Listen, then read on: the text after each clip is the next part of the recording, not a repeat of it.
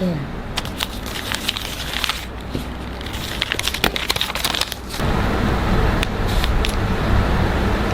Gửi lên rập viên cái áo nha.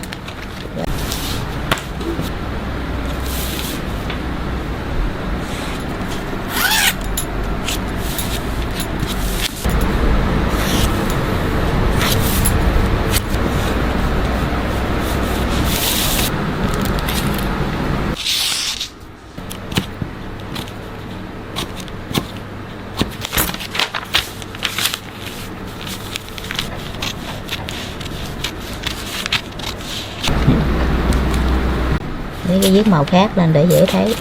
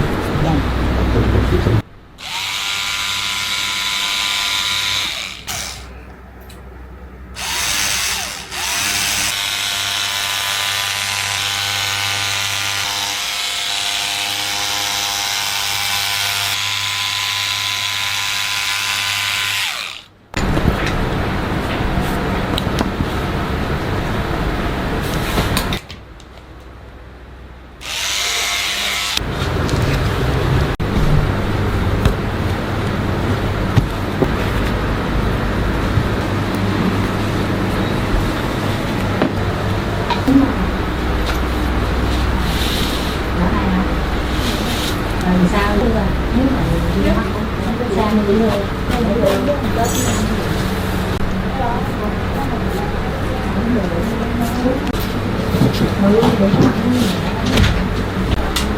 giờ nó vô đi hả? Cũng vô kéo ra nó không mặc về cái lai thì nó không cũng đi này nó cái hải mà tôi có gì thì tôi cũng đi qua tôi đặt được nó có dạng được rất là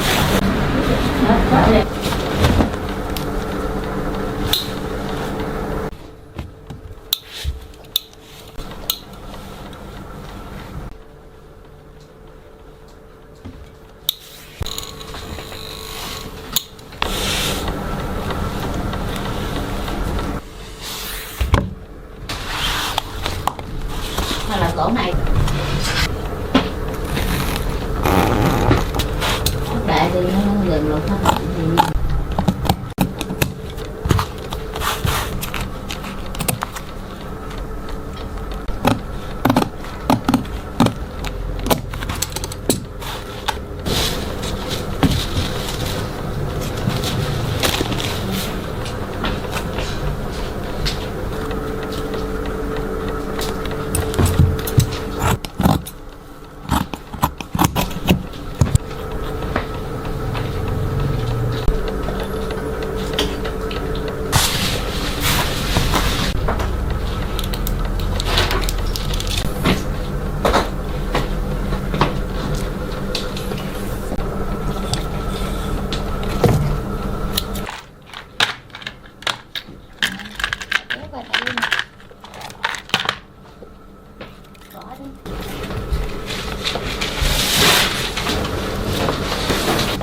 Rồi.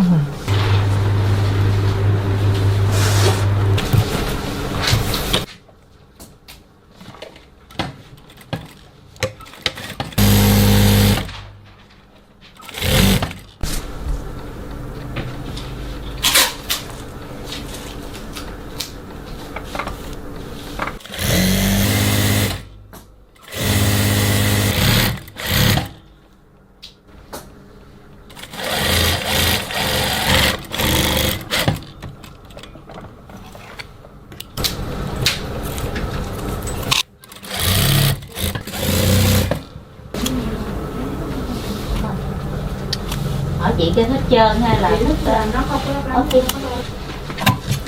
Đẹp á. chỉ nghĩ cách nè. Các bạn cũng có áo ấy nhưng mà cà phê con bồ màu đỏ nè.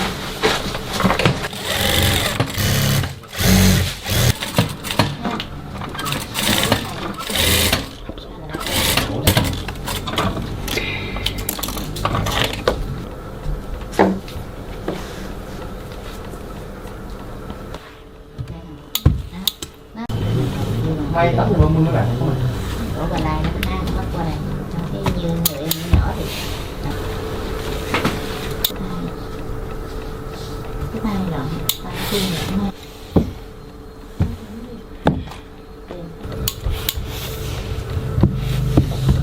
nè cái tay hơi bự vậy ha, cái mặt ở đây không hay là dài dưới đây thôi, tại vì cái này nè người ta mặc ngay cái ngực của người ta nhiều người.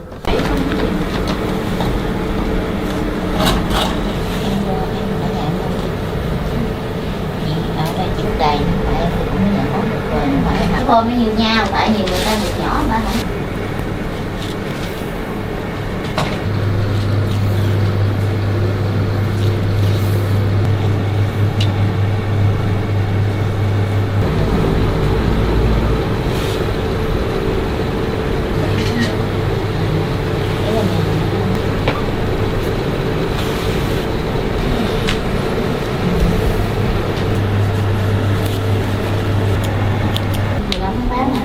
Quen không?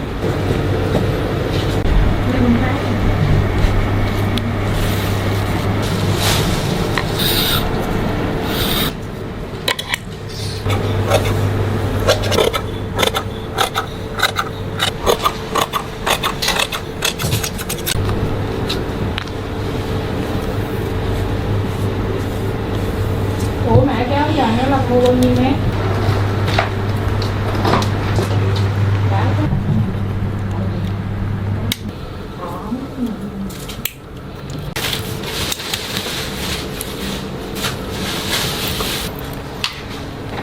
Quét nhẹ thật. Tôi quay đi lúc mai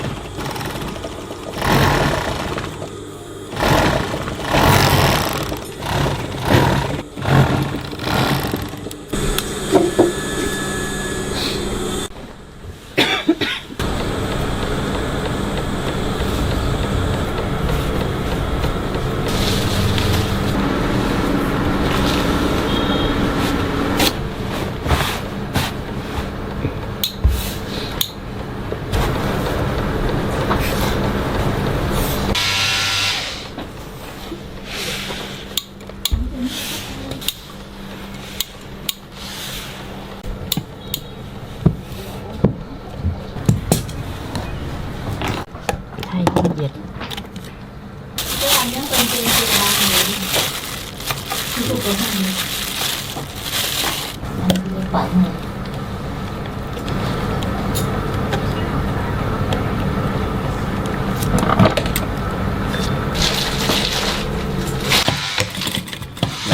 nên không có trả tiền.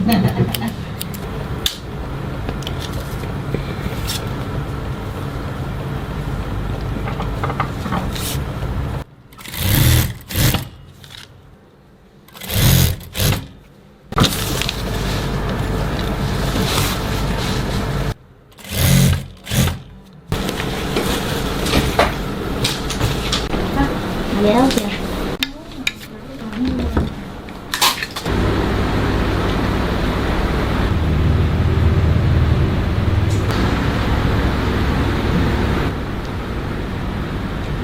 Này bạn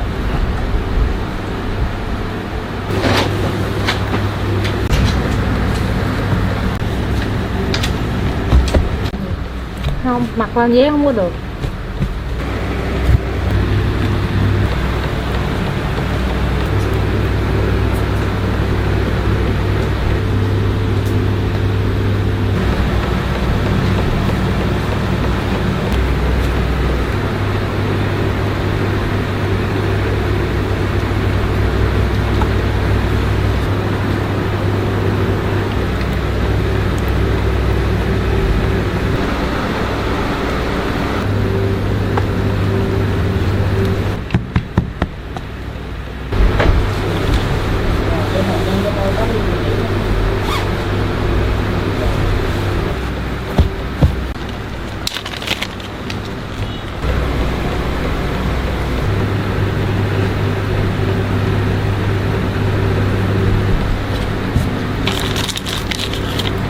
Nó lót được không? Ý là đính đỡ được không? Còn mấy gì thấy nữa.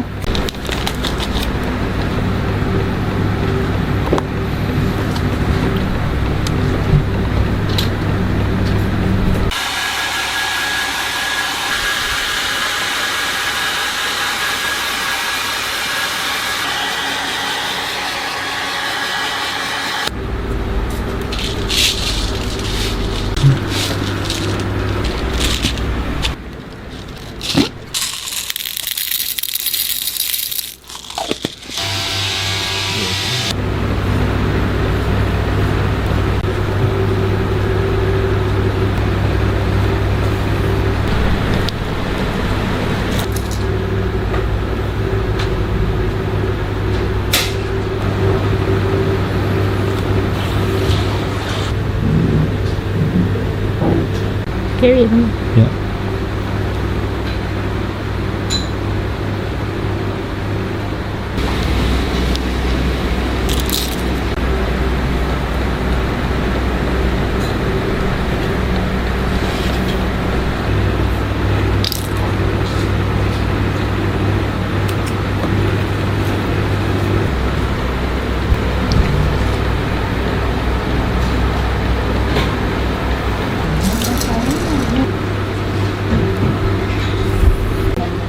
Có kéo dài mình phải theo chứ. Nào mà hai mà cao quá thì mới thêm giải thôi. Cơ bản mặt đẹp là được rồi thì không cần.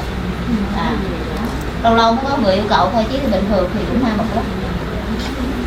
Tại vì chú rể mặt á, thì ở trong cũng có cáo cung mình. Chiều dài. Chiều dài hả? Chiều dài chắc dài hơn tí xíu á.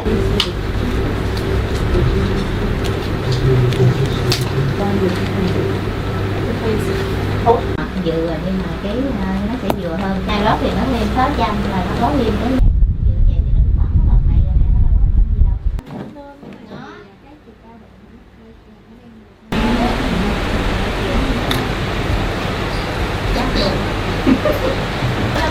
cái nào vậy còn đó